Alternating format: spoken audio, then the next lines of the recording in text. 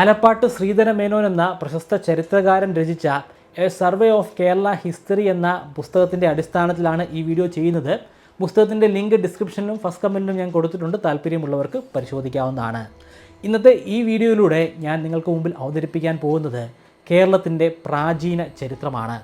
കേരളത്തിൻ്റെ ചരിത്രവുമായി ബന്ധപ്പെട്ട്, പ്രത്യേകിച്ചും പ്രാചീന ചരിത്രവുമായി തന്നെ ബന്ധപ്പെട്ട് നിരവധി വീഡിയോകൾ ഞാൻ ചെയ്തിട്ടുണ്ടെങ്കിലും ഇന്നത്തെ ഈ വീഡിയോയിലൂടെ ഞാൻ പറയാൻ പോകുന്നത് കേരളത്തിലുണ്ടായിരുന്ന ആളുകളുടെ, നമ്മുടെ പൂർവികരുടെ ആദ്യ കാലഘട്ടങ്ങളിലെ മതത്തെക്കുറിച്ചും അവിടുത്തെ വിചിത്രമായിട്ടുള്ള വിശ്വാസങ്ങളെക്കുറിച്ചും വിശ്വാസ രീതികളെക്കുറിച്ചുമാണ്. ഇന്ന് ഈ ഒരു കാലഘട്ടത്തിൽ നിൽക്കുന്ന നമുക്കൊരിക്കലും ഉൾക്കൊള്ളാൻ സാധിക്കാത്ത തീർത്തും വിചിത്രമായിട്ടുള്ള വിശ്വാസങ്ങളായിരുന്നു ആ കാലഘട്ടത്തിൽ ഉണ്ടായിരുന്നത്. നമ്മൾ ഇന്ന് വിശ്വസിക്കുന്നത് പോലെ ആദ്യ ഘട്ടങ്ങളിൽ കൃത്യമായിട്ട് ജാതികളായിട്ട് മനുഷ്യരെ തരംതിരിച്ചിട്ടുണ്ടായിരുന്നില്ല. എല്ലാ മനുഷ്യരും ഏതാണ്ട് ഒരു മതത്തിൻ്റെ കീഴിൽ തന്നെ പെടുന്ന മനുഷ്യരായിരുന്നു. എല്ലാവരും ഒരുപോലെ തന്നെ കഴിഞ്ഞിരുന്ന ആളുകൾ തന്നെയാണ്. അവരുടെ വിശ്വാസ രീതി അത് തീർത്തും വ്യത്യസ്തമാണ്. ഇന്നത്തെ മറ്റു മതങ്ങളുമായിട്ട് ഒരിക്കലും താരതമ്യപ്പെടുത്താൻ സാധിക്കാത്ത രീതിയിലുള്ള വിചിത്രമായിട്ടുള്ള വളരെ കഠിനമായിട്ടുള്ള മതവിശ്വാസങ്ങൾ തന്നെയായിരുന്നു ആ കാലഘട്ടങ്ങളിൽ ഉണ്ടായിരുന്നത്.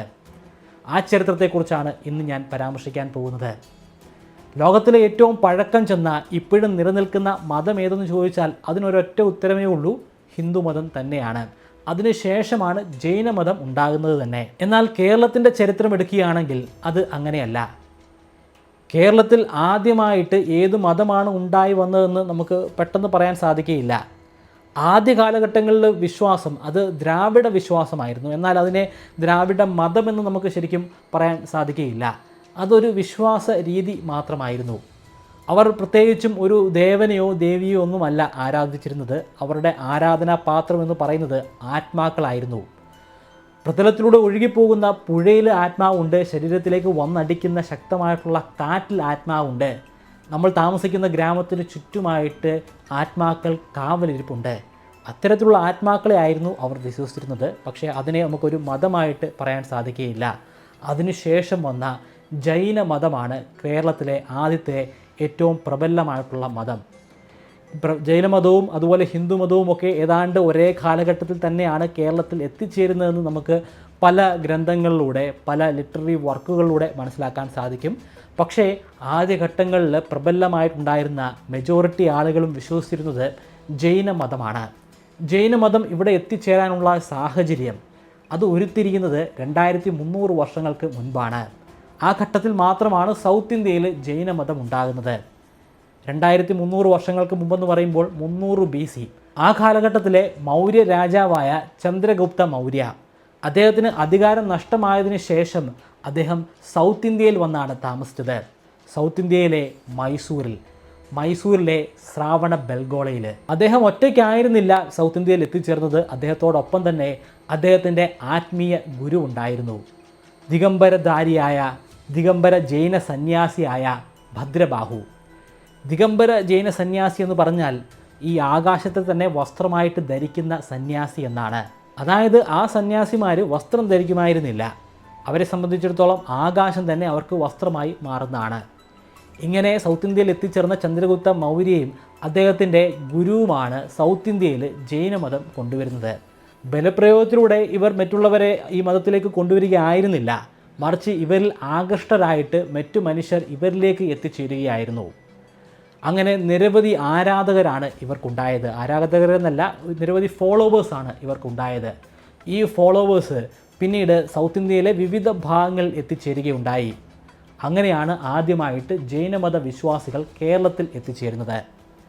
അങ്ങനെ വിവിധ ഭാഗങ്ങളിലേക്ക് പോയത് മതപരിവർത്തനം നടത്താൻ വേണ്ടി ആയിരുന്നില്ല, മറിച്ച് അവർക്ക് തപസ്സിരിക്കാൻ അനുയോജ്യമായിട്ടുള്ള ഒരു സ്ഥലം തേടി പോവുകയായിരുന്നു. ജൈനമതത്തിൽ വളരെ സ്ട്രിക്റ്റ് ആയിട്ടുള്ള കുറേയധികം നിയമങ്ങളുണ്ട്. ആ നിയമങ്ങൾ കൃത്യമായിട്ട് അതേപടി പാലിച്ചു പോകുന്നവർക്ക് ബോധോദയം ഉണ്ടാകുന്നതാണ്. അതിനുശേഷം അവർക്ക് പുനർജന്മമില്ല. ജൈനമതത്തിൽ ഒരാളുടെ മരണത്തിന് ശേഷം അയാൾ മറ്റൊരാളായിട്ട് പുനർജനിക്കുകയാണ്. ഒരുപക്ഷെ ഒരു മനുഷ്യനായിട്ടായിരിക്കാം, അല്ലെങ്കിൽ ഒരു മൃഗമായിട്ടോ ഒരു പക്ഷിയായിട്ടോ അല്ലെങ്കിൽ ഒരു സസ്യമായിട്ടോ ആയിരിക്കും പുനർജനിക്കുക.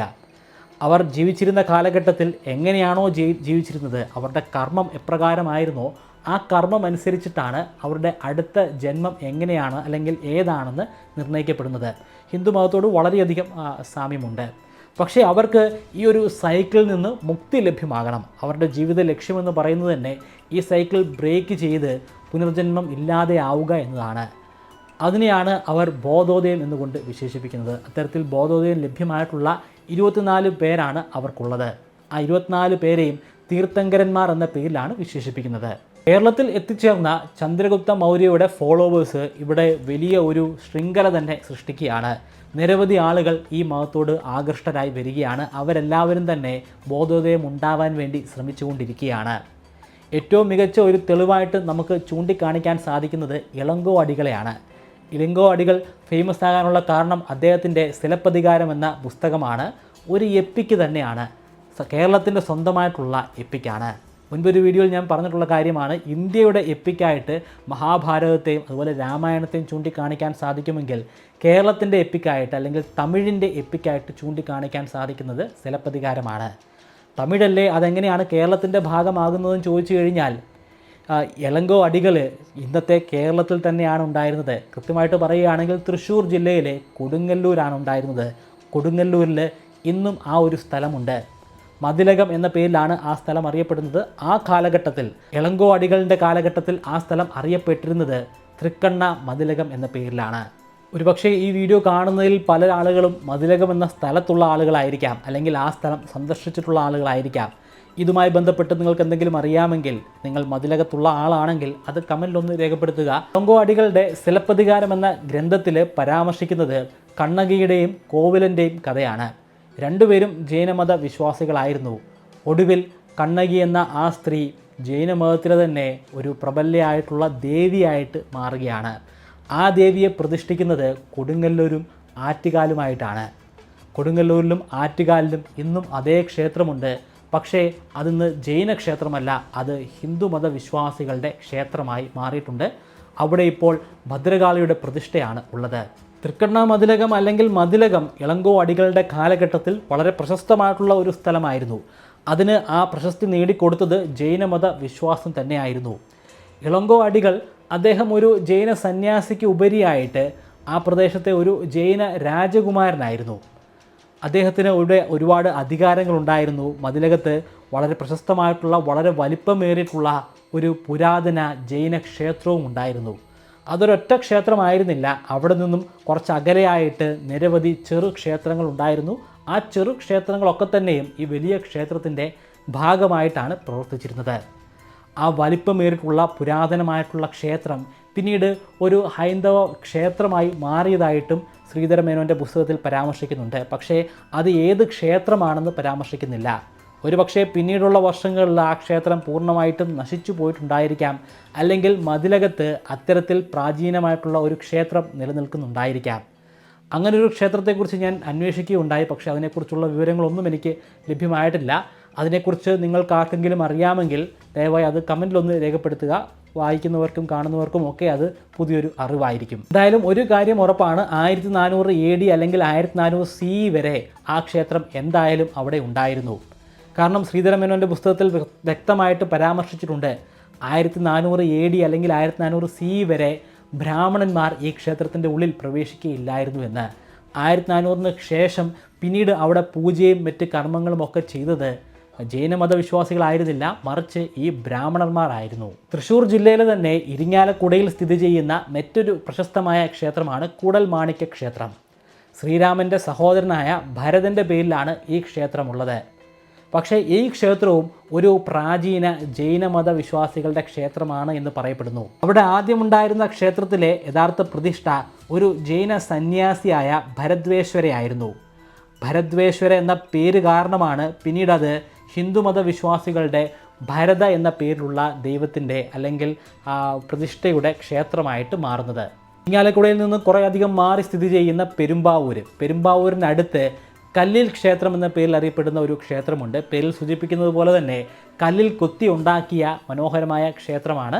ഞാനത് നേരിട്ട് കണ്ടിട്ടില്ല, പക്ഷേ ഞാൻ ഗൂഗിളിലൊക്കെ സെർച്ച് ചെയ്തപ്പോൾ അതിൻ്റെ ദൃശ്യങ്ങൾ എനിക്ക് കാണാൻ സാധ്യമായി. ആ ക്ഷേത്രവും ഒരു കാലഘട്ടത്തിൽ ജൈനമത വിശ്വാസികളുടെ ക്ഷേത്രമായിരുന്നു എന്ന് പറയപ്പെടുന്നു. അത് പറയപ്പെടുന്നു എന്ന് മാത്രമല്ല, ഇപ്പോഴും ലോകത്തിൻ്റെ വിവിധ ഭാഗങ്ങളിലുള്ള ജൈനമത വിശ്വാസികൾ ഇവിടെ ആരാധിക്കാനായിട്ട് എത്തിച്ചേരുന്നുണ്ട്.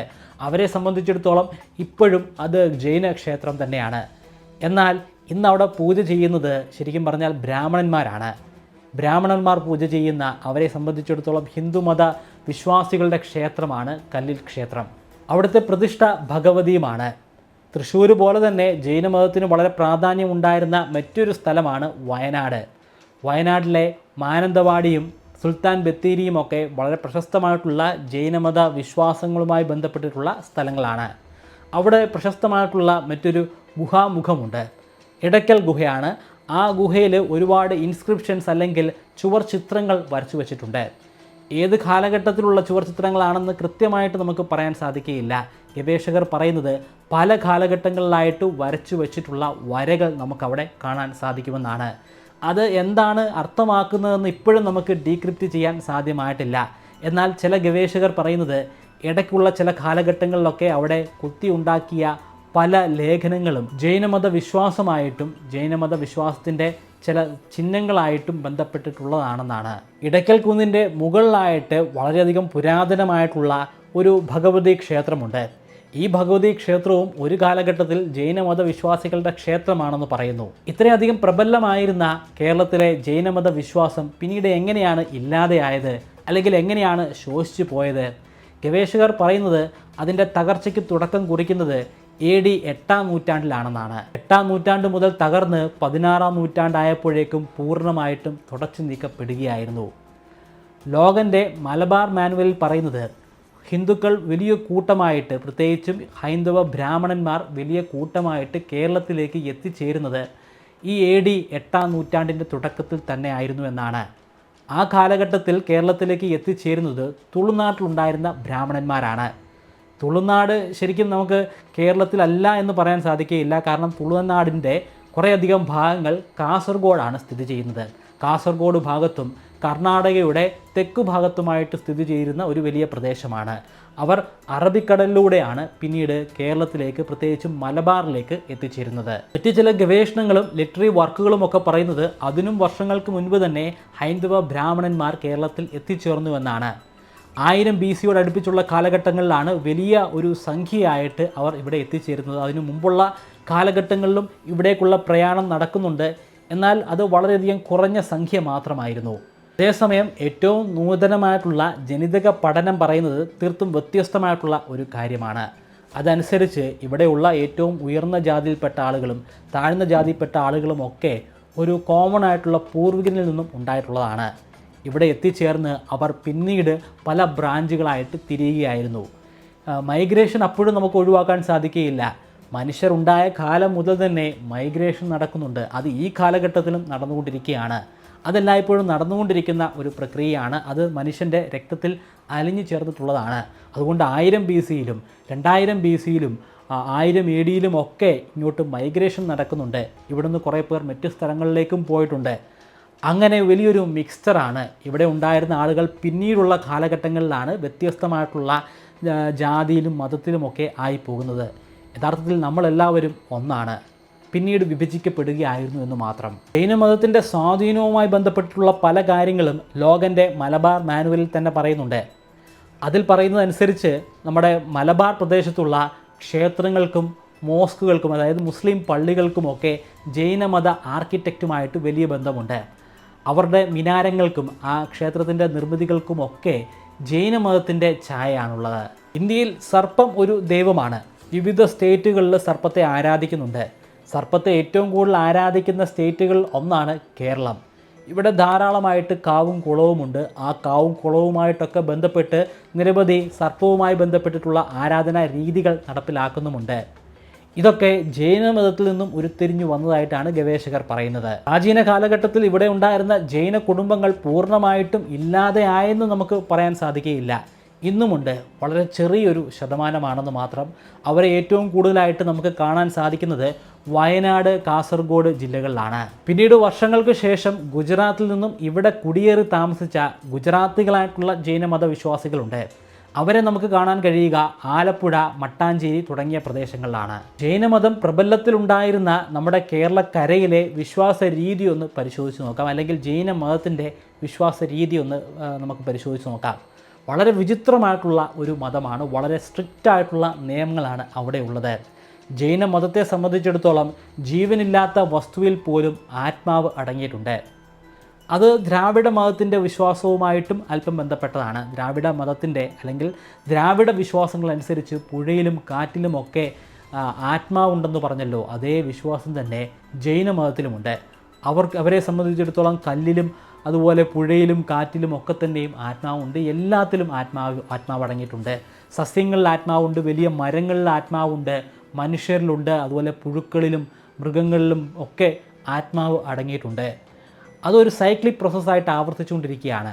ഒരു ജീവിയിലുള്ള ആത്മാവ് അടുത്ത ജന്മത്തിൽ മറ്റൊരു ജീവിയിലായിരിക്കും കുടിയേറുക, അല്ലെങ്കിൽ മറ്റൊരു ജീവിയായിട്ടായിരിക്കും പുനർജനിക്കുക. ഒരു പുഴുവാണെങ്കിൽ ചിലപ്പോൾ അടുത്ത ജന്മത്തിൽ ഒരു കാക്കയായിട്ടായിരിക്കും മാറുന്നത്. ഈ പുനർജന്മമൊക്കെ തന്നെയും അവർ മുൻപ് ചെയ്തിട്ടുള്ള കർമ്മവുമായിട്ട് ബന്ധപ്പെട്ടതാണ്. ജൈനമത വിശ്വാസികളുടെ ജീവിത ലക്ഷ്യമെന്ന് പറയുന്നത് ഈ സൈക്കിൾ ബ്രേക്ക് ചെയ്ത് ബോധോദയത്തിലേക്ക് പ്രവേശിക്കുക എന്നുള്ളതാണ്. അതിനുവേണ്ടിയുള്ള ശ്രമങ്ങളാണ്. പക്ഷേ അതിന് വളരെ കർശനമായിട്ടുള്ള ചില നിയമങ്ങളുണ്ട്. അവരെ സംബന്ധിച്ചിടത്തോളം എല്ലാ വസ്തുക്കളിലും ജീവൻ അടങ്ങിയിട്ടുണ്ട്. അതുകൊണ്ട് തന്നെ ഒന്നിനെയും നശിപ്പിക്കാനോ കൊല്ലാനോ സാധിക്കുന്നതല്ല. അവർ ശുദ്ധ വെജിറ്റേറിയനാണ്. അവരെക്കാൾ വെജിറ്റേറിയനായിട്ടുള്ള ആരെയും നമുക്ക് കാണാൻ സാധിക്കുകയില്ല. അവരെ സംബന്ധിച്ചിടത്തോളം ഒരു സസ്യത്തെ പിഴുതെടുക്കുന്നത് പോലും വലിയ പാപമാണ്. അതുകൊണ്ട് തന്നെ കപ്പ പോലുള്ള, കാച്ചിൽ പോലുള്ള, കിഴങ്ങ് പോലുള്ള ഭക്ഷണങ്ങൾ അവർ ഭക്ഷിക്കുമായിരുന്നില്ല. കാരണം ആ ഭക്ഷണമൊക്കെ തന്നെയും ഉണ്ടാകുന്നത് വേരിലാണ്. നമ്മൾ ഒരു സസ്യത്തെ പൂർണ്ണമായിട്ടും വെളിയിലേക്ക് എടുത്താൽ മാത്രമേ അതിൻ്റെ വേരെടുത്ത് നമുക്ക് ഭക്ഷിക്കാൻ സാധിക്കുകയുള്ളൂ. വേരെടുത്തു കഴിഞ്ഞാൽ പിന്നീട് ആ സസ്യത്തിന് ആയുസ് ഉണ്ടായിരിക്കുന്നതല്ല. അത് ആ സസ്യത്തെ കൊല്ലുന്നതിന് തുല്യമാണ്, അല്ലെങ്കിൽ ആ സസ്യത്തിൽ അടങ്ങിയിരിക്കുന്ന ആത്മാവിനെ കൊല്ലുന്നതിന് തുല്യമാണ്. അഹിംസയാണ് അവർ മുറുക്കെ പിടിച്ചിരുന്നത്. അഹിംസയിൽ ഒട്ടും വിട്ടുവീഴ്ച ഉണ്ടാക്കാൻ പാടില്ല. ഒരു കൊതുകിനെയോ ഈച്ചയോ ഉറുമ്പിനെയോ കൊല്ലാൻ പാടില്ല. അങ്ങനെ കൊന്നുകഴിഞ്ഞാൽ അവർ ആഗ്രഹിക്കുന്ന ആ ബോധോദയം അവർക്ക് ലഭ്യമാകുന്നതല്ല, വീണ്ടും പുനർജനിക്കേണ്ടി വരുന്നതാണ്. ഒരു കൊലപാതകം നിങ്ങൾ ചെയ്തിട്ടുണ്ടെങ്കിൽ, അതൊരു ഉറുമ്പിനെയാണ് കൊന്നിട്ടുണ്ടെങ്കിൽ പോലും അടുത്ത ജന്മത്തിൽ വളരെ മോശമായിട്ടുള്ള ഒരു ജീവിയായിട്ടായിരിക്കും അവർക്ക് പുനർജനിക്കാൻ സാധ്യമാവുക. ഒരു വസ്തുക്കളും മറ്റൊരാളിൽ നിന്ന് കവർന്നെടുക്കാനോ മോഷ്ടിക്കാനോ പാടില്ല. അത് വലിയ പാപമാണ്. അതിനു പുറമെ കള്ളം പറയാൻ പാടില്ല. സെക്സ് അതൊരു പ്ലഷറിന് വേണ്ടി ഒരിക്കലും യൂസ് ചെയ്യാൻ പാടില്ല. പ്രത്യുൽപാദനം മാത്രമാണ് സെക്സിൻ്റെ ലക്ഷ്യം. അതിലൊരു സുഖം കണ്ടെത്തുകയാണെങ്കിൽ നിങ്ങൾക്ക് പിന്നീടും പുനർജനിക്കേണ്ടി വരുന്നതാണ്, അതിൻ്റെ ശിക്ഷ അനുഭവിക്കേണ്ടി വരുന്നതാണ്. ഈ നിയമങ്ങളൊക്കെ കൃത്യമായിട്ട് ഫോളോ ചെയ്തു പോവുകയാണെങ്കിൽ അവർക്ക് പിന്നീട് പുനർജനിക്കേണ്ട ഒരു അവസ്ഥ ഉണ്ടാകുന്നില്ല. അവർക്ക് ബോധോദയം ലഭ്യമാകുന്നതാണ്. പിന്നീട് അവർ അറിയപ്പെടുന്നത് തീർത്ഥങ്കരൻ എന്ന പേരിലാണ്. ജൈനമത വിശ്വാസം അനുസരിച്ച് 24 തീർത്ഥങ്കരന്മാരാണ് ഉള്ളത്. ആ കൂട്ടത്തിൽ തന്നെ ഏറ്റവും പ്രശസ്തനായിട്ടുള്ള തീർത്ഥങ്കരൻ അവരുടെ അവസാനത്തെ തീർത്ഥങ്കരനാണ്. വർത്തമാന മഹാവീര എന്നാണ് അദ്ദേഹത്തിൻ്റെ പേര്. BC 599 ഒരു ക്ഷത്രിയനായിട്ടാണ് വർദ്ധമാന ജനിക്കുന്നത്. അന്ന് അദ്ദേഹത്തിന് മഹാവീര എന്നുള്ള ഒരു പേര് ലഭ്യമായിട്ടില്ല. നിരവധി ആളുകളെ കൊന്നിട്ടുണ്ട്. ഒടുവിൽ 35-ാമത്തെ വയസ്സിലാണ് അദ്ദേഹം ഈ ഒരു വിശ്വാസം സ്വീകരിക്കുന്നത്, ഈ പ്രാക്ടീസുകൾ തുടർന്നു പോകുന്നത്. ഒടുവിൽ അദ്ദേഹത്തിന് ബോധോദയം ലഭ്യമാവുകയാണ്. ബോധോദയം ലഭ്യമായതിനു ശേഷം പിന്നീട് അദ്ദേഹം വർത്തമാന മഹാവീരയാണ്. മഹാവീരയുടെ അർത്ഥം ആ പേരിൽ തന്നെയുണ്ട്, മഹാവീരനാണ്, അല്ലെങ്കിൽ ഒരു സൂപ്പർ ഹീറോ ആണ്. അദ്ദേഹത്തിന് നിരവധി ഫോളോവേഴ്സിനെ സൃഷ്ടിക്കാൻ സാധ്യമായിട്ടുണ്ട്. അദ്ദേഹത്തിന് ബോധോദയം ഉണ്ടായ കാലഘട്ടമായപ്പോഴേക്കും അദ്ദേഹത്തിൻ്റെ കീഴിൽ അല്ലെങ്കിൽ അദ്ദേഹത്തെ ഫോളോ ചെയ്യുന്ന 14,000-ഓളം വരുന്ന സന്യാസിമാരും 36,000-ഓളം വരുന്ന സന്യാസിനിമാരും ഉണ്ടായിരുന്നു. ജൈനമതം ഇപ്പോഴും ലോകത്തിലുണ്ട്. ഏറ്റവും കൂടുതൽ ജൈനമത വിശ്വാസികൾ ഇപ്പോഴുള്ളത് ഇന്ത്യയിലാണ്. 40 ലക്ഷത്തോളമാണ് ഇന്ത്യയിലുള്ള ജൈനമത വിശ്വാസികളുടെ എണ്ണം. ജൈനമതം ഏറ്റവും കൂടുതൽ സ്വാധീനിച്ച ഒരു വ്യക്തിയാണ് മഹാത്മാഗാന്ധി. ഗാന്ധിക്ക് ഹിന്ദുമതത്തോട് വലിയ പ്രീതിയാണ് ഉണ്ടായിരുന്നത്. അദ്ദേഹം ഹിന്ദുമത വിശ്വാസി തന്നെയായിരുന്നു, കടുത്ത വിശ്വാസി തന്നെയായിരുന്നു. എങ്കിൽ പോലും അദ്ദേഹം ജൈനമതത്തെ തന്നോടൊപ്പം ചേർത്ത് വയ്ക്കുമായിരുന്നു. കാരണം ജൈനമതം അഹിംസയ്ക്ക് വളരെയധികം പ്രാധാന്യം കൊടുത്തിരുന്നു. അദ്ദേഹവും അദ്ദേഹത്തിൻ്റെ ജീവിതചര്യയിൽ ആ അഹിംസ കൂടി കൂട്ടിച്ചേർക്കുകയാണ് ഉണ്ടായത്. മഹാത്മാഗാന്ധി എല്ലാ മതങ്ങളെയും ഒരുപോലെ തന്നെ സ്വീകരിച്ചിട്ടുള്ള ഒരു വ്യക്തിയാണ്. അദ്ദേഹം തന്നെ പറഞ്ഞിട്ടുണ്ട്, ശ്രീരാമനും ഈശ്വരനും അള്ളായും ഈശോയും എല്ലാം ഒന്നാണ്, നമ്മൾ പല പേരുകൾ കൊണ്ട് വിശേഷിപ്പിക്കുന്നു എന്ന് മാത്രം. എൻ്റെ ചാനലിലെ പല വീഡിയോകളുടെയും അടിയിൽ പല മതങ്ങളെയും അപകീർത്തിപ്പെടുത്തിക്കൊണ്ട് വളരെ മോശമായ രീതിയിൽ വാക്കുകൾ ഉപയോഗിച്ചുകൊണ്ട് അവഹേളിക്കുന്നതായിട്ട് ഞാൻ ഒരുപാട് തവണ കണ്ടിട്ടുണ്ട്. കുറേയധികം കമൻറ്റുകൾ ഞാൻ ഡിലീറ്റ് ചെയ്തിട്ടുണ്ട്, കുറേയൊക്കെ ഞാൻ സ്പാം ചെയ്തിട്ടുണ്ട്. അത്തരത്തിലുള്ള കമൻറ്റുകളൊക്കെ തന്നെ നമുക്ക് ഒഴിവാക്കാവുന്നതാണ്.